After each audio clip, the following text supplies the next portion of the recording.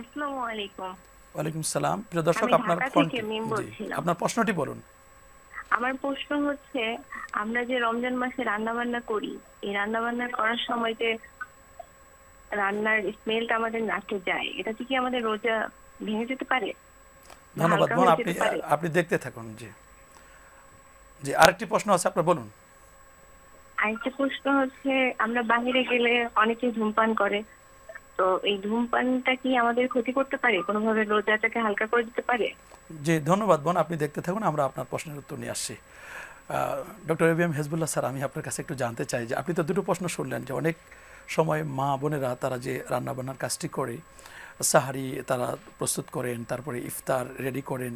তো ইফতার রেডি করার সময় অনেক সময় রান্নার ক্ষেত্রে যে স্মেলগুলো, ঘ্রাণটা যখন নাকে যায়, এতে কি তার রোজার কোনো ক্ষতি হবে কিনা? না, ইনশাআল্লাহ এতে রোজার কোনো ক্ষতি হবে না। এটা তার আয়ত্তের বাইরে, এটা অটো সিস্টেমে চলে যায়, আর এটার দ্বারা পেটেও কিছু যায় না। অতএব এর দ্বারা রোজার কোনো ক্ষতি হবে না। কারণ এমনি তো আমরা ফুলের ঘ্রাণ জি, নেই, অনেক আতরের কিছুই ঘ্রাণ আমাদের নেই, ঘ্রাণটা আমরা আসে রাস্তার অক্সিজেন ভেতর নেই। দিয়ে। আর ধূমপানের ক্ষেত্রে আপনি কি বলবেন? ধূমপানের ক্ষেত্রেও একই কথা। ধূমপান যারা করেন তাদেরকে প্রথমে বলবো যেন তারা ধূমপান বর্জন করেন এই রমাদান মাসে, এবং এখান থেকে শুরু করে আজীবনের জন্য যেন সেটা বাদ দিয়ে দেন। এক, আর এই ধূমপানের কারণে যে ধোঁয়াটা আশেপাশের লোকজন আছে থাকে, অনেক রোজাদারও থাকে, তাদের নাকে দিয়েও এই ধূমটা চলে যায় ভিতরে, ধোঁয়াটা চলে যায়। এতেও রোজা ভাঙবে না। এতে অনেকে এটা মনে করে যে ধূমপানের ধোঁয়া চলে গেলে রোজাটা ভেঙে যায়। এটা ভুল কথা, এটা ঠিক নয়। তা আপনি যদি আরও আমাদের একটু বলতেন যে এই রমজান কারিমে আমাদের কি কি বর্জন করতে হবে। আমরা তো ধূমপান, আমরা একেবারে পাবলিক প্লেসে আমরা ধূমপান করব না, তারপরে আমরা আরও তো অনেক অন্যায় রয়েছে, ইয়া বাগ ইয়াল খাইরা আকবেল, ইয়া বাগ ইয়া শারে আকসের লিল্লাহি ওয়া তাকাও মিনান নার। জি, যদি এই হাদিসের আলোকে একটু প্লিজ। আসলে ওই স্যার যেটা বলছেন করণীয়টা স্যারই বলবেন ইনশাআল্লাহ। দেখি জি আমি বলবেন স্যার। বর্জনীয়টা বলছি।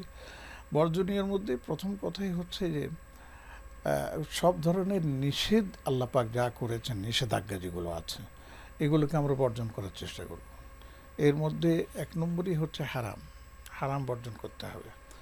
এই যে দেখুন, আমরা যে এত কষ্ট করে সিয়াম পালন করছি, কিন্তু যদি আমার উপার্জনটা যদি হারাম হয়, এবং সে হারাম উপার্জন দ্বারা যদি আমি ইফতারি ব্যবহার করি, আমরা সাহারি ব্যবহার করি, পোশাক পরিচ্ছদ ব্যবহার করি, তাহলে তো এটা গ্রহণযোগ্য হবে না আল্লাহর দরবারে।